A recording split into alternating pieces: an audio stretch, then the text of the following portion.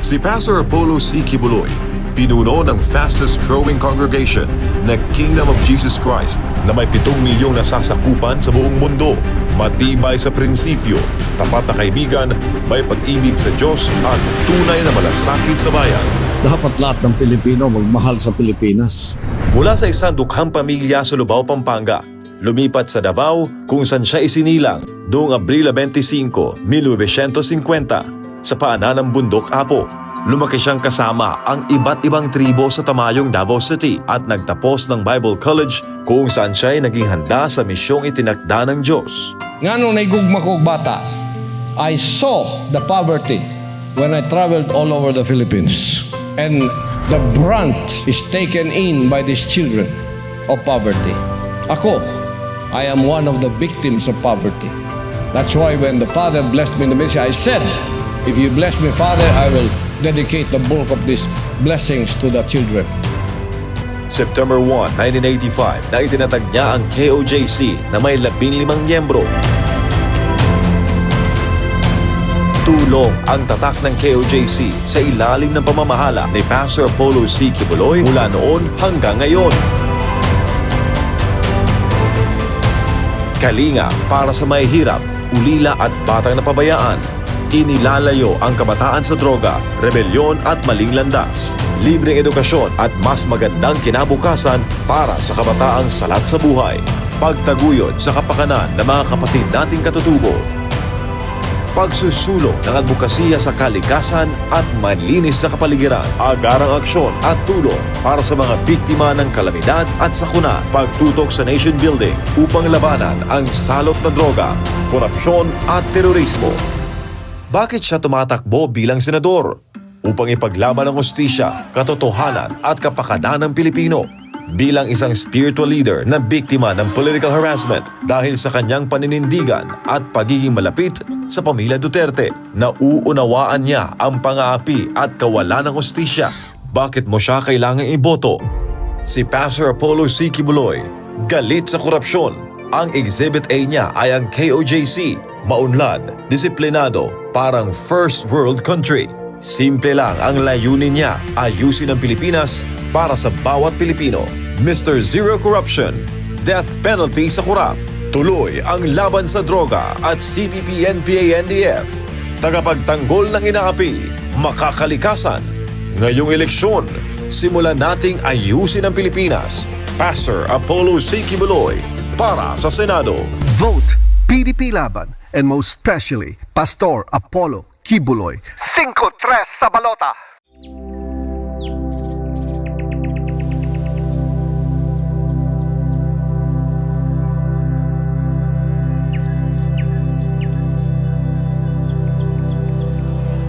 Ang kapayapaan at kabanalan ng mga sagradong lugar ng Kingdom of Jesus Christ ay marahas na ginulo at nilapastangan.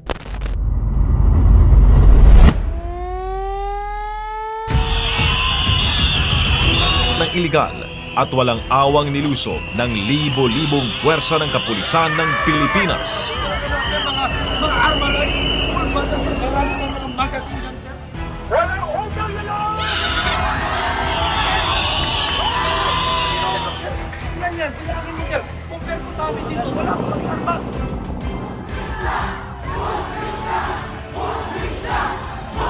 Buhay ko namin ang mga Conscious na po. Walang kayo sa lugar namin. May pamilya din kayo. Sige, sige!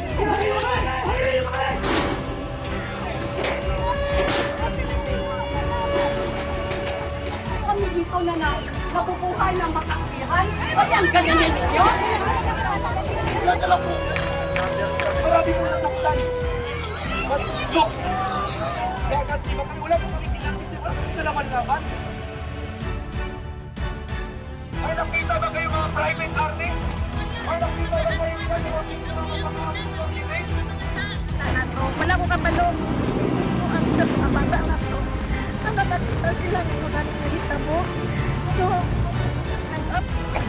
We're getting the testimony until you came. Yes, warrant of arrest address to Sylvia Simanes. Pero ang address dito, sir, Pasig City, Metro Manila, sir. Basta may 30 minutes ka, attorney. Pag hindi, Alas 5 papasok kami. Narinig niyo si Torre, bibigyan daw tayo ng 30 minutes. Pero anong ginawa niyo dito sa bakod, dito sa likuran ng KOJC Central Headquarters? Ayun, pumapasok sila. Ayun o. Dinira na nila.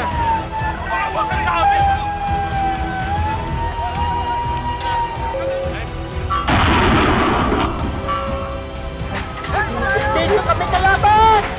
Wala kaming baril!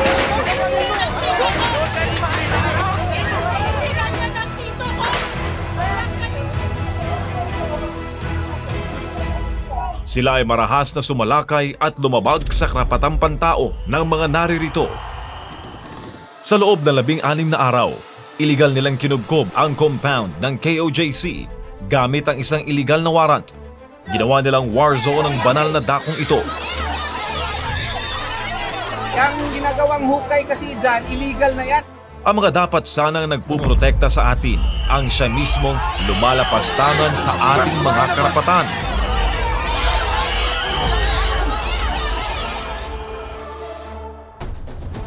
You go to any human rights advocate, there's nothing that we did. Lahat ng pumasok na pulis, hindi armado. Walang baril, kahit isa.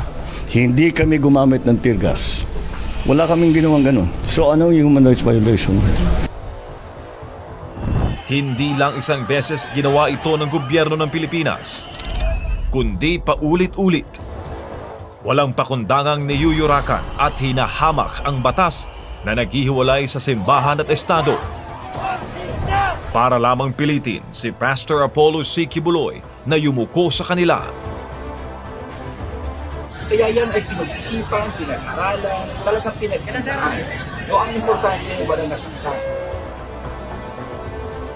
3 buhay ang nagbuwis sa pagtatanggol ng karapatang pangrelihiyon at kalayaan na nagdulot ng matinding trauma sa libo-libo, bata man o matanda.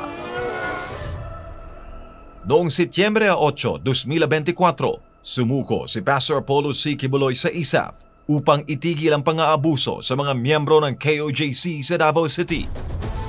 Ginawa nilang tropeyo si Pastor Apollo C. Kibuloy, isang simbolo ng kanila umunong tagumpay sa pang-aapi at isang babala sa sino mang lalaban sa kanila. Hinamak at inusig, hindi dahil sa isang krimen, kundi dahil sa kanyang paninindigang hindi kayang bilhin. Founder Apollo Kibuloy. Televangelist Apollo Kibuloy is presented to the media. Paulit-ulit na mga paratang na kasinungalingan. Gawa-gawang akusasyon, isang copy-paste na serye ng kaso dito sa Pilipinas at sa ibang bansa. Frozen assets. Pilit na pinatahimik ang Sunshine Media Network International. Hindi tumigil ang pag-uusig. Bakit? Dahil nilalabanan ni Pastor Apollo C. Kibuloy ang CPP-NPA-NDF, iligal na droga at korupsyon. Sa dami-dami ng inape, bakit ang taga KOJC? Alam niyo kung bakit? Kasi hindi kayo bibigay sa pera. Ang pastor ninyo, hindi bumigay sa pera nung binibili ang SMNI. Bakit inuusig si Pastor Apollo C. Kibuloy? Dahil hindi siya lumuluhod sa makapangyarihan. Dahil kasama niya ang mga Duterte at mga ordinaryong mamamayang walang boses. Dahil sa pamamagitan ng SMNI, inilalantad niya ang katiwalian at kasinungalingan. Hindi po ito laban ni Pastor Kibuloy. Ito po'y laban ng mga ordinaryong Pilipino na inaabuso. Sa kabila ng lahat, hindi siya sumuko. Hindi siya yumuko sa panggigipit. Nanindigan siya para sa tama. Kaya ako dito, nag-alay ako ng buhay ko para sa inyo, para kayo ay matuto. If you are in the right, defend the right, do the right, and if necessary, die for what is right. Amen.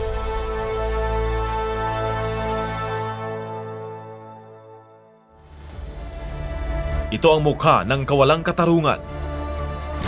Siya ang naging sagisag ng pampulitikang pag-uusig sa Pilipinas. How to be in... Alam niyo kung saan to nababagay itong Kibuloy na? Pastor Apollo Kibuloy. Apollo Kibuloy was arrested. Tulad ng mga naapi noon.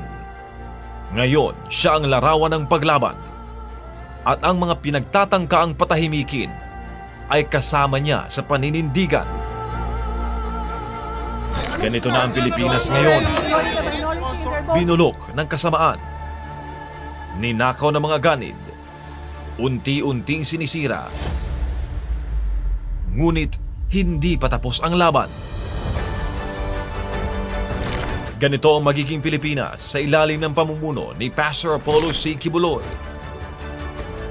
Isang bayang muling babangon, malaya sa korupsyon, malinis, makatarungan.